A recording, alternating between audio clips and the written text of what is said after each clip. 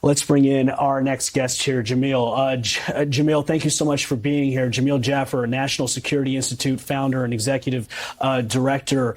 I'd like to ask you, based on everything I told you about his military background, what does that tell you potentially about how this guy was turned into a potential extremist?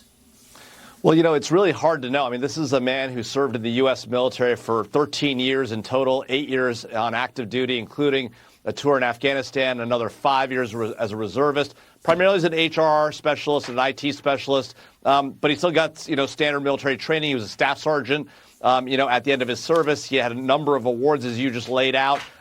That doesn't describe somebody who you typically think of as a jihadist, somebody who have an ISIS flag attached to the back of his truck and drive into a crowd in New Orleans. At the same time, we've seen this before. We've seen a military officer, Nidal Hassan, previously in the attack down in the south there, who was radicalized online following some jihadis and then ultimately undertook an attack himself.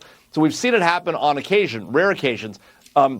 Obviously, deeply concerning that you have to wonder how an American born in the United States served the military, served apparently with honor and had an honorable discharge, and then just, 4 years later ends up driving into a crowd and potentially conspiring with another 4 people, 3 men and a woman, who are planning IEDs around the French Quarter in New Orleans. Obviously, very disturbing situation. And then you wonder, is there any connection to this Tesla attack, this Cybertruck explosion in Vegas?